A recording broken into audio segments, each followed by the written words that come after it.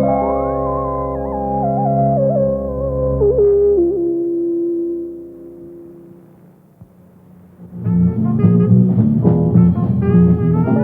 was one of the most popular kids in the school.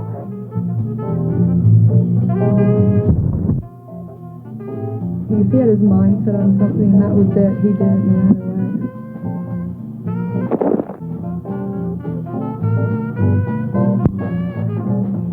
He was quite outgoing. He could go out with any girl he wanted to. Tommy Jones played bass guitar in a collegiate band that won top honors at the National Stage Band competition in Ottawa. He felt he had the world in the palm of his hand. He was 16 years old. He had lots of friends. He was popular at school. He was successful at everything he tried. We started climbing. We must have been about half an hour into a climb. Tom Jones was a young man who had everything going for him. He was a typical teenager who liked to take chances and always came out on top. Me and Bob have said, well, it's getting too steep. We should be going back because it's going to be dark pretty soon too. And Tom said, well, I'm just going to keep climbing for a little ways.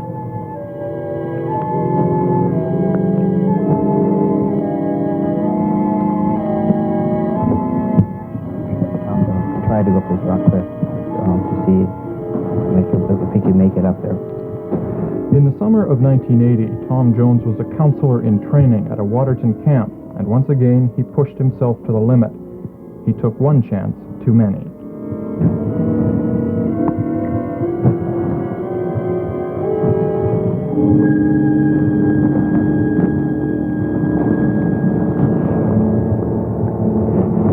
And then there was a rock cliff about 9 feet high where we couldn't get any farther up. Geez, hang on, Tom.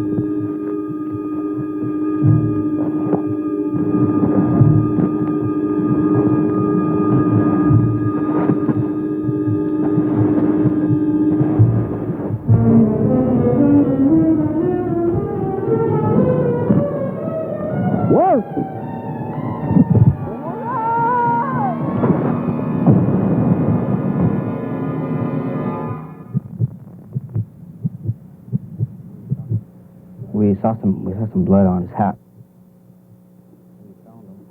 We found him way down the mountain, about 1/4 of the way down. Oh, Jesus. Oh, my God. Don't worry, Tom. We're getting help.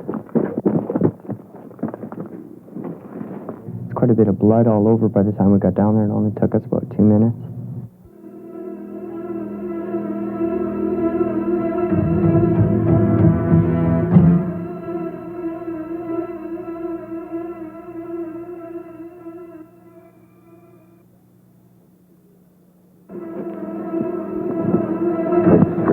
Yelling out, one of the kids yelling out to get a ranger. They ran for help, and I just went up there to see what I could do. What I did was I just held his head up so that he could barely breathe at all. He would do it in spurts, like an animal struggling to survive. There's just like the last breath. I remember freezing. I was really cold, so I thought, well, geez, I'd just take my coat off and see if I can keep his body temperature a little bit warmer so that he wouldn't freeze to death. It looked like to me he was just about dead. Well, I thought that was a sheer rocks. I thought he wouldn't have, it was impossible for him to make it because it was really, really steep. So we ran down the mountain. It was a real steep run down. And we found some campers at Red Rock Canyon. And then they drove us into Waterton. We were told that he had probably fallen 100 feet or more, and that he was not responding to any kind of questions, so we assumed that he would be unconscious and that he was bleeding severely from the head. That is another thing that we were told. So we arrived roughly at Goat Lake at 1 o'clock.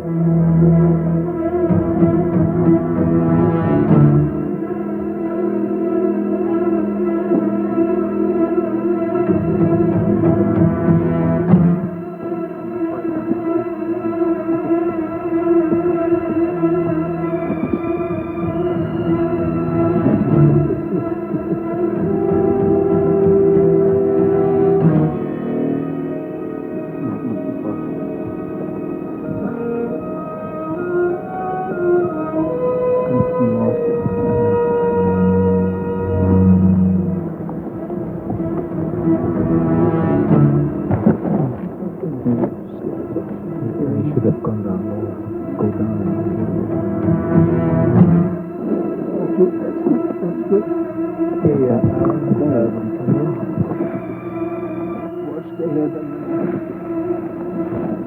I think what probably, we felt that hypothermia, and he was pretty well completely wet and cold, which maybe in turn might even have been saving his life in turn, because you bleed less when you're cool and so on. But we certainly felt that his hypothermia was already to such a stage that he would really have difficulty recovering, and we all agreed that getting him to the hospital as quickly as possible was the most important thing to do.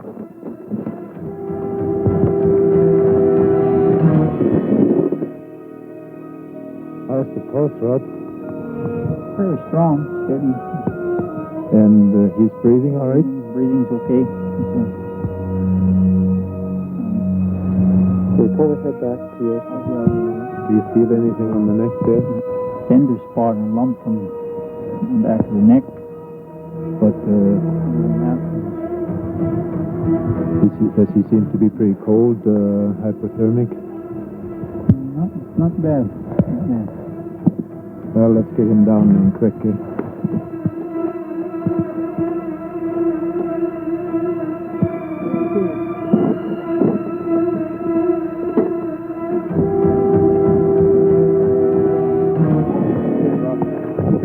And the crew, they were just the most incredible bunch that I've ever seen. Because when they got there, they had to make these things for slowing down the rope.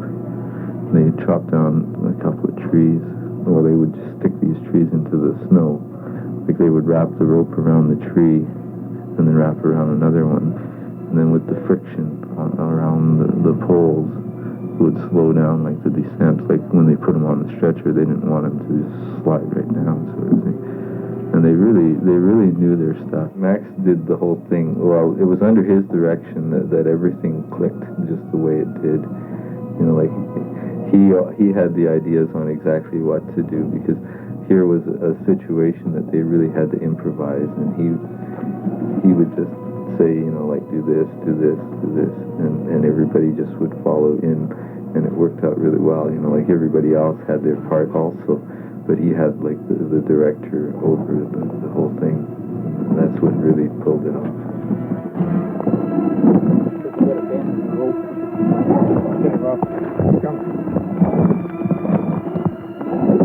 Okay, good. Now, Off the way! Too far.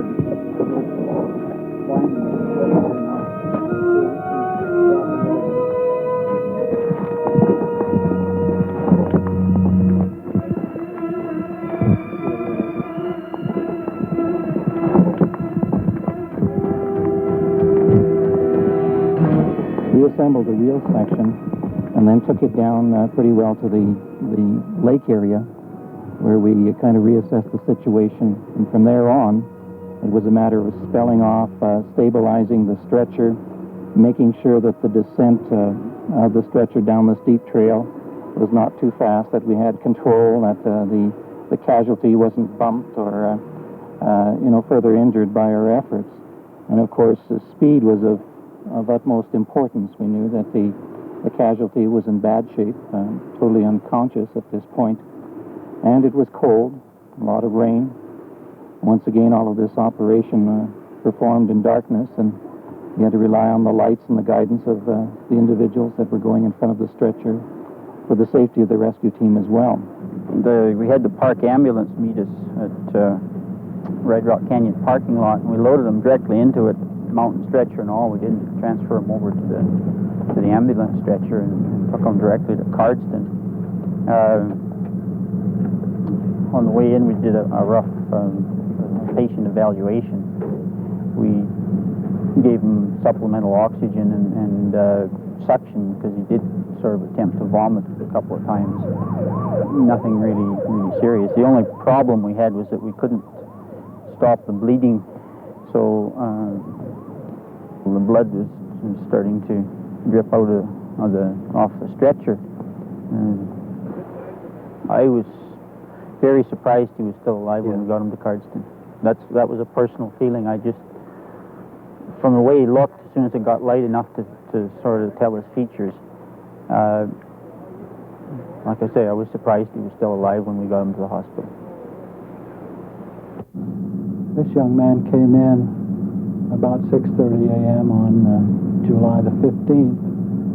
He was unconscious, had vomited in the ambulance just before he arrived, and shortly after he arrived, one of our concerns was that he may have aspirated. Consequently, we did a chest x-ray on him as part of his evaluation. He had no pupillary reactions, no tendon reflexes, absolutely no response. He was completely unconscious and unresponsive. At that point, we contacted Dr. LeBlanc's neurological service at the Foothills Hospital, talked with them, and elected to transfer him by ambulance to the Foothills Hospital.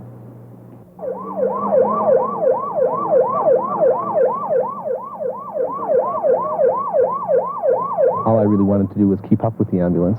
I had my four-way flashers on, and we were doing our best just to keep up with the ambulance. And once about every 15 minutes, the doctor would wave to us and give us a sign that Tommy was still alive, which was really relieving when he would do that. So all I was really thinking is I've got to keep up to the ambulance and make sure that we're right behind it all the time so we know what's going on. Every time the nurse or the doctor would bend forward over Tommy, we thought, oh no, what's happening, what are they doing? Finally, just on the outskirts of Calgary, Dr. Spackman went like that to us out through the back window. So we knew that he was still alive.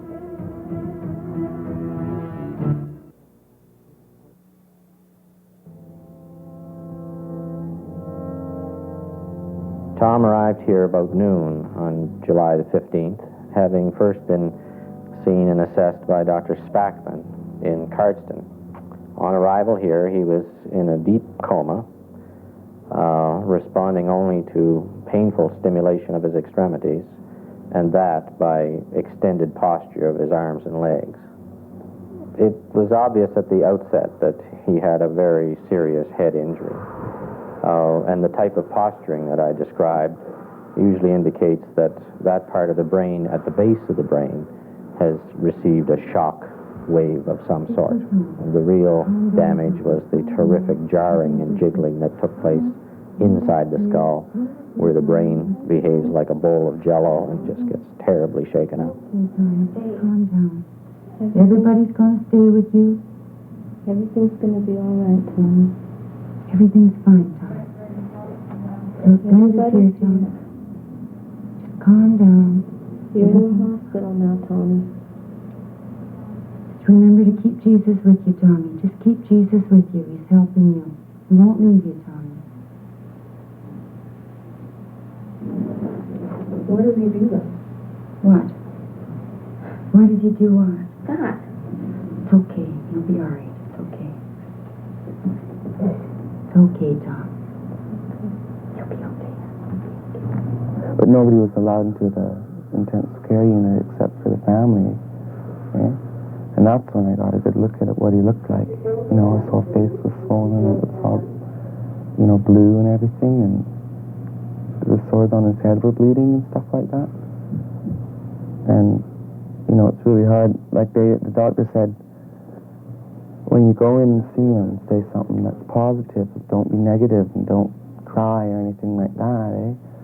So, I think that's really important, and you're sitting there over him, and you're trying to say, you look good, Tom, and stuff like that. And you just, at that time, you're looking at that, and it's so hard because he doesn't look good at all. He looks just worse than he's ever looked in his life, They didn't feel that there was much hope. One doctor felt that there was almost no chance that he'd ever be the same, that he'd ever be a normal person or normal boy again. I didn't know exactly what to expect, and I think Mrs. Jones knew that. And she sort of filled me in on what was happening. And the feeling, like the scared, you can't really describe, because all the way up the elevator, my heart was beating so fast, you know. But when you get up there, she explained to me, she asked me if I'd like to see him, and I didn't really click to me what the situation was, you know.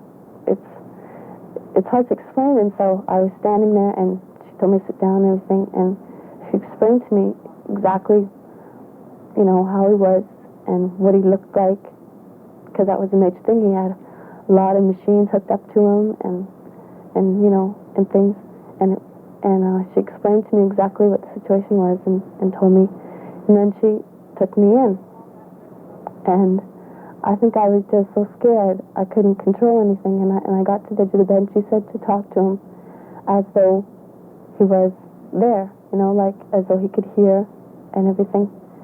So you try, you really do, but there's just not too much you can do about it when your voice doesn't work, and you can't move anything. So I went in there and I stood by the bed, and I think I just didn't know what to do, and I couldn't say anything. And she kept saying, Tommy, Glenda's here. And that's all I remember. And then when it was time to go, I couldn't move. I just couldn't make my legs move. I was just stuck there. And she brought a chair for me, and she sat me down and stuff. And finally I got up, and I lay down on the waiting room, has all them chairs hooked together. And I laid there, and I think I just cried myself. You know, you spend so much time in there. It's really hard. He said that we had three choices. First, that Tommy would die. Second, that he would never come out of his coma. And third, that he possibly could come out of his coma and lead some type of a normal life. But he didn't give us any hope. And the whole thing was really a horrendous experience for the family. At one point, Tom did come down with a pneumonia, which is almost inescapable in long-term comatose patients. Pneumonia can certainly be the cause of death in patients in prolonged coma.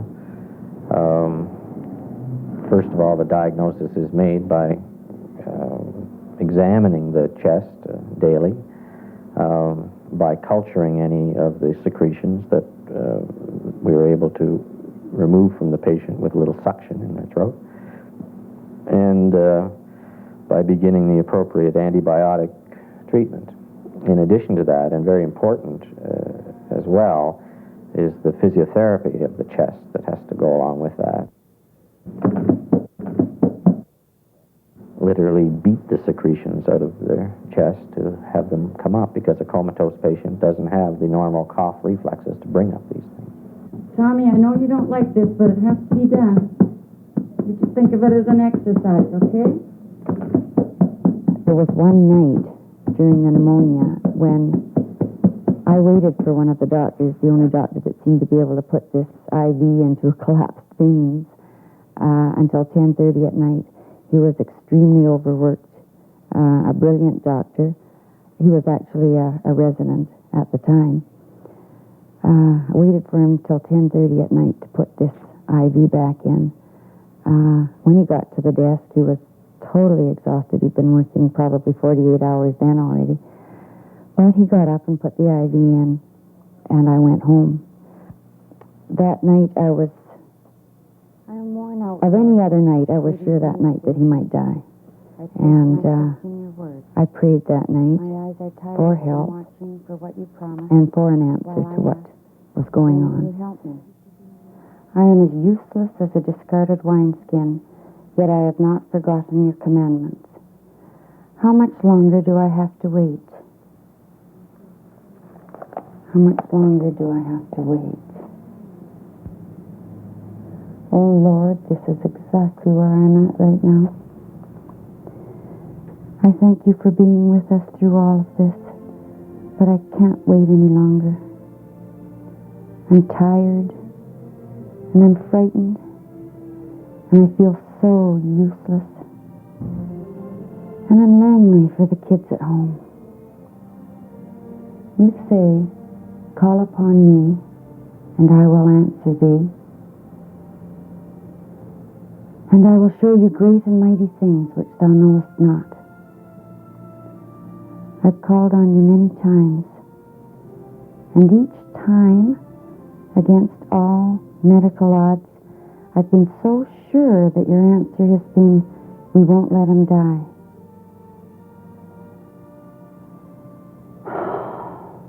Am I just kidding myself? Blood clots on his lungs, terrible bladder spasms and infection, massive pneumonia, and the veins in his arms have all collapsed. How is he going to get the medication he needs?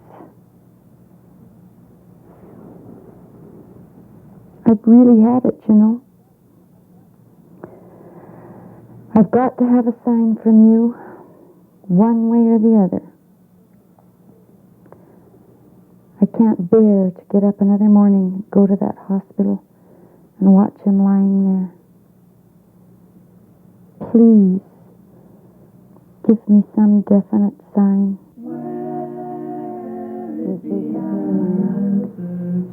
So many questions I don't know. Where is the meaning for my world? Where is meaning for my world? I see the answer now. Though we came by different roads, now we walk together. When I got back, the IVs were gone. I thought, have they given up? What's going on? I went to the desk, and the nurse said that they had been discontinued and that I could see the doctor when he came in the evening. And when he came in, he informed me that the pneumonia was completely gone. Just like, to me, that was the answer that I had to have. For love is the answer to so many questions. Now I know. All my friends with me, Tommy, and that all went up to his hospital room, and we were all singing songs and everything. Like he was moving around and, you know, looking sort of around like he was aware of what was going on, and that was rewarding for me. And I see the answer now. Love is the answer. Love. I said, give him as much stimulation as you can, hoping to wake him up. Music, talking, reading, anything that you can do. I had a tape of his jazz band that they had won in the Dominion Festival, and I played it all the time. The physiotherapist showed me how to pound his chest. There are exercises that you do with the hands and the feet, and the physiotherapist showed me how to do that. Reverend Bruce McIntyre from the Carstairs Cremona, he has done a lot of study and work on healing through faith. And he would work with his hands, which were all crunged up. And Tommy, still being in a coma, his eyes would be open when he was awake. He would never focus on anything. But when Reverend McIntyre was there, he would look right into his face. He made a very good start on his recovery. Certainly as good as I felt I could expect. But certainly Mrs. Jones had plans for a better recovery, and she certainly put them to work when he went back to Lethbridge. I think that in the overview of the situation, when we look at people with major injuries of any kind, whether they're head injuries or spinal cord injuries that leave people paralyzed, that we have to take into account something that we as clinicians never really get a chance to know, and that is the quality of person, the attitude, and the strength and determination of people before their crisis hits them. Because those are characteristics that they bring in the crisis with them, and they take out the crisis with them. In Tom's case, and in the case of his mother and his family, I think that many of the very positive attitudes and determinations and beliefs were there in strong measure, and this contributed very effectively to his spectacular recovery in the final analysis.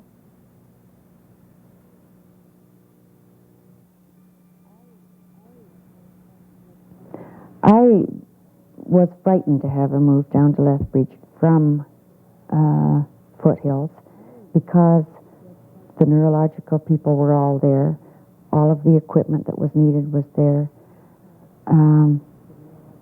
But when I talked to the doctor, he decided that it was probably time for him to be moved. There was nothing more that they could do there for him. He would be better off at home. And as it turns out, he probably was much better off at home because the children were able to come up and visit him, his friends, his brothers and sisters. Also, the staff there, it was more of a relaxed staff. They were not so rushed. And the nurses and the orderlies spent a lot of time talking to him, as well as his friends and his family. And so he lightened gradually all the way along.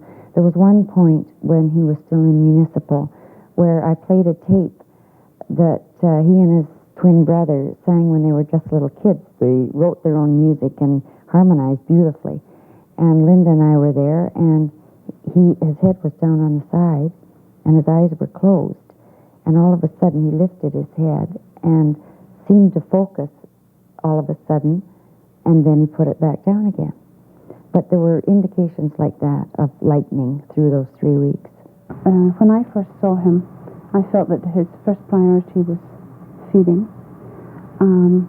So we started him on a feeding program. We were using ice to facilitate muscle and movement. We used ice on his lips, on his tongue, on his throat. This stimulates the reflexes for swallowing. It increases a muscle awareness. It's like a kinesthetic feedback that you get. We worked with his mother and with the nursing staff, and I was showing him how to use the ice and how to feed him. In about 3 weeks, he was doing really well. His swallow reflex was excellent by this point, and he was more aware of what was going on. We continued doing this. We had to monitor him all the time, and he still wasn't able to feed himself, of course, mechanically with his hands. Within those 3 weeks, when we're using the ice on his muscles, we're not just working on his feeding, but we were trying to just increase muscle movement in preparation for getting back to speech. He was now more aware of what we were doing with him, and we were shaping his mouth. We were doing sounds like B, P, M. They're sounds that he could see and he could also feel, and we could shape for him. Physically, we could shape his mouth. We would actually put his lips into the position. He'd be watching me, and I'd put his lips into the position so he was getting a visual and a kinesthetic feedback. Visual feedback from me and a kinesthetic feedback from feeling his own mouth closed. By the 3rd week in October, Linda had got him to say mum. I was teaching him just sounds like ah, ah.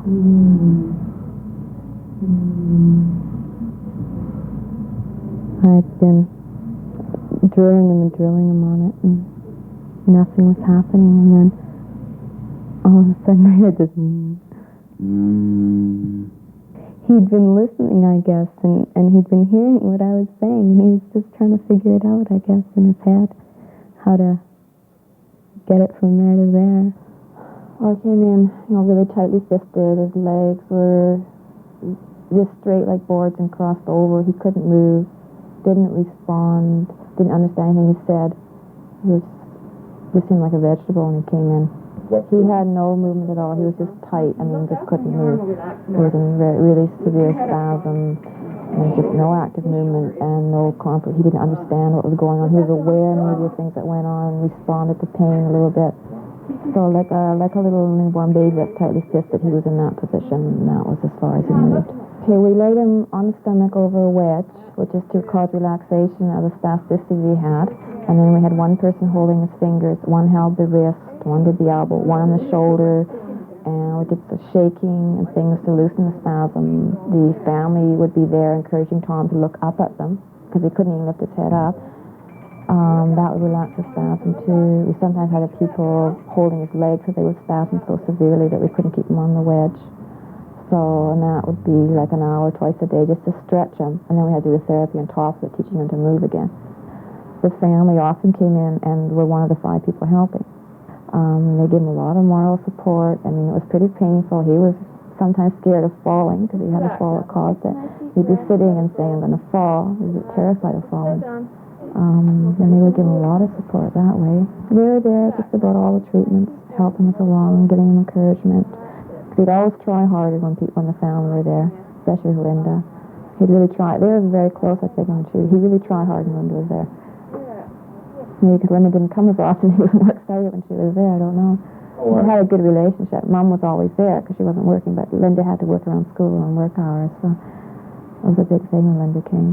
I believe that a special blessing was on Tommy and our family because of the many different Christians that were praying for him and that were, pulling for him. You can never go through all the people that came. One woman I can think of, Jill Tyson, was there every day with a milkshake for Tommy. People were just fantastic, visiting him constantly, being with him all the time. Kids were there all the time, his friends from all different places, school and everywhere. Were with him, the physiotherapists, the speech therapists, the people at the hospital, the orderlies. Our Father who art in heaven, hallowed be thy name. Thy kingdom come, thy will be done, on earth as it is in heaven. Lord, lead us not into temptation, but save us from evil, and the kingdom, the power, and the glory forever will be yours. Give us this day our daily bread. Forgive us our trespasses, as we forgive them who trespass against us. Forgive us our trespasses.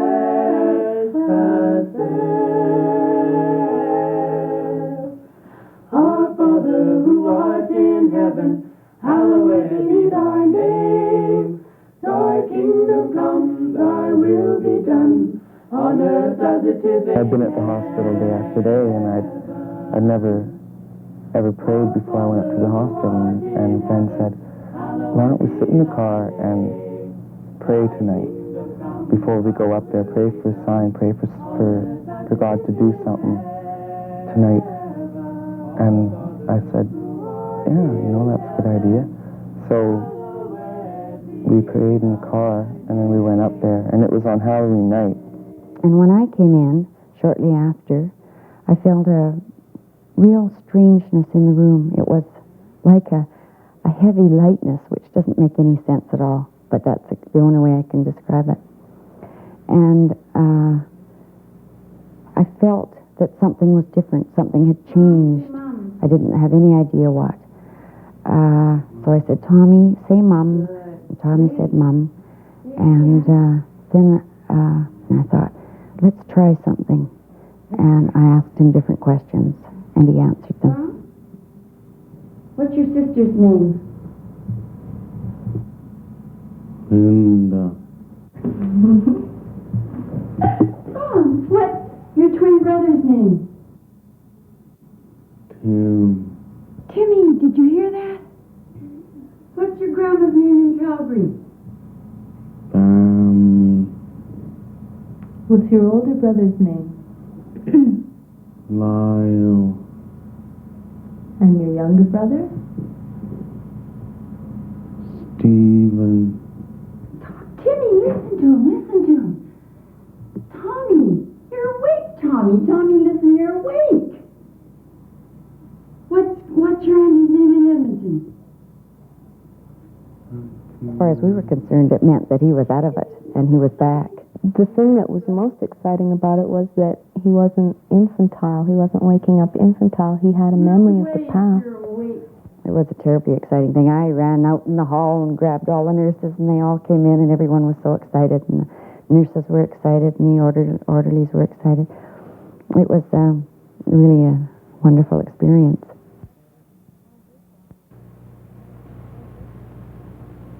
When I first saw him, I thought, there's no way he's going to get better, because he was so severe. But when he started coming out, being more aware, it was just day to day, it was a slow, steady progress. Sometimes he progressed quicker, sometimes it would slow up for a few weeks just to give the brain time to catch up. But he had a lot of courage. That was a lot he went through. It took a lot of drill, basically. I mean, it was just exercise after exercise. And it can be boring if you let it be. But Tommy was very motivated. And he was a nice boy to work with. And he really tried hard.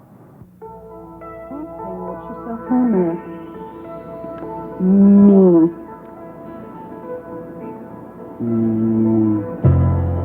Me.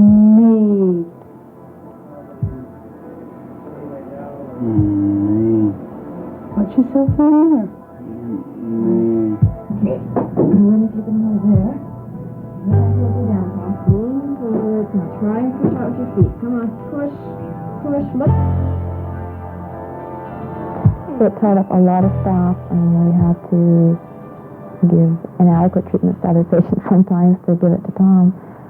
And the family had to help. There's no way we could do a lot of it without family. Initially, we took 5 people. I would say we'd help more so than a lot of families, but then there's a lot of family to help too. And you get frustrated. Sometimes he just lost his temper and was swearing and crying, and Mother would give him heck for doing that. But I think that's very normal. I mean, you've got to let go sometimes. You push him to do something that's a little bit too difficult, but what you want to get him doing, and you get frustrated. The fear of falling. He said, I'm going to fall. And I said, no, you aren't. Just try. And he was scared of falling. He was sitting on the floor. Sitting. So it's just a fear from the fall, I think. What I wanted to do really was break it up into sequences, work on sitting balance, standing balance, work on just stepping back, forth on a spot, set up the components and take them apart and do them, which he got frustrated at because he wanted to walk. But to walk, there's 20 different things you have to do all at once, and Tom couldn't coordinate. So we'd walk him earlier instead of being for motivation. We'd walk him in the afternoon after all the treatments. That was motivation. But you're not going to learn when you've got to concentrate on 20 things. You have to take everything apart and work on each part of the sequence of walking. Tommy didn't think he was ever going to walk. And no matter how much work they'd done with him, I'm sure he was discouraged more often than he showed he was. I think he was just getting disappointed. He was just disappointed because he was trying to walk, he wanted to walk, and he wasn't walking. And he was really disappointed and really disillusioned. He thought it wasn't going to happen. Okay, Linda. You're here to help me with physiotherapy. But what good will it do? All it is to me it seems like I'm just working my ass off for nothing. I'm not ever going to be able to walk in anyways. I mean, look at how long I've been in there already. 2 months or something. Yeah, Tommy, the physiotherapy people have been working very, very hard with you. And they've been very dedicated to you and to helping you learn to walk. They've been working with you for, like you say, months. And you've been coming farther all the time. You know, it's so gradual that I'll be 100 years old till I walk again on my 2 feet. Tommy, do you remember the story in the Bible about the lady who was hemorrhaging for 12 years? Mm-hmm. And Jesus was talking to a crowd of people, and she was sick and weak, and she pushed her way through all those people to get to him. And then she just crawled under and touched the hem of his robe. Mm-hmm. And Jesus knew that the power had gone out of him, and he stopped everything. And think how scared she must have been when he stopped everything and said, "Who touched me?" And she admitted that she did, and she knew that she'd been healed, and he said to her, "Go in peace, your faith has made you well." Do you remember that story? Mm-hmm. It seems like a long time, Tommy, and that it's been hard work for you, I know. But you're coming along, you really are. And you just have to reach out and touch Jesus' world and just hang on to it, Tommy. And just follow along behind him. That's what I think I'll do. Would you like to pray about it, Tommy? Mm-hmm. I sure would. Lord, we just lift Tommy up to you right now, and we just ask that you'd really be with him, Lord, and just really strengthen him. Lord, we just thank you for the people who've been working very hard with Tommy. We thank you for the people that you've brought into Tommy's life to be with him and to work with him, to help him. Lord, we just ask right now that you be with Tommy as opposed to physiotherapy. Lord, we just ask that your strength would be with him, Lord, that just all the power of the resurrection would just flow through Tommy as he goes into physiotherapy right now, Lord. In Jesus' name.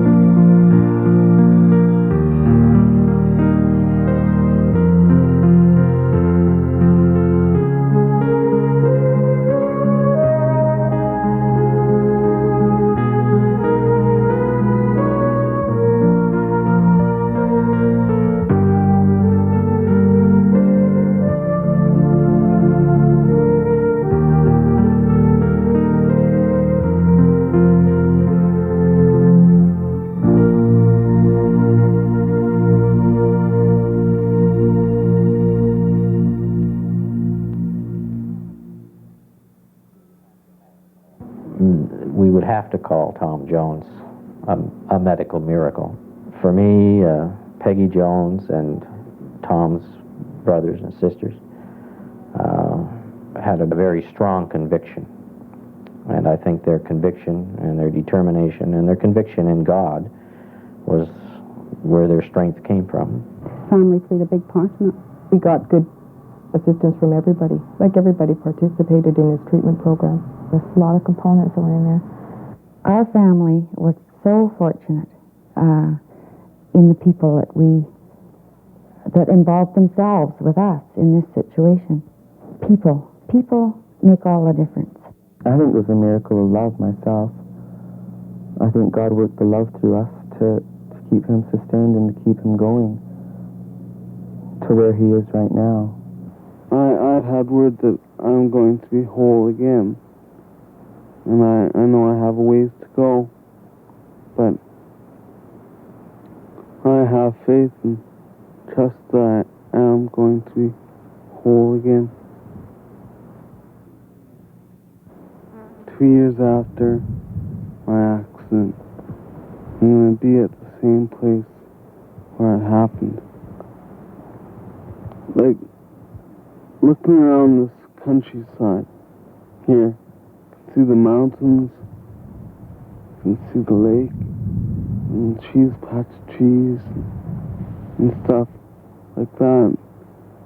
I think that to look at that, you're seeing, if you could describe it in one word, I think a lot of people, with my understanding, would say that it is love. All I can really say is thank you.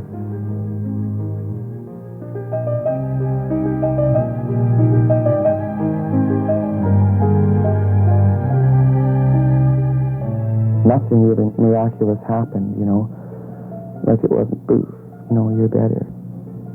That's what I was hoping for, you know. Back then I think, you know, God's gonna go boof and Tom's gonna wake up, you know, and say, hi Tim, let's go do something, you know.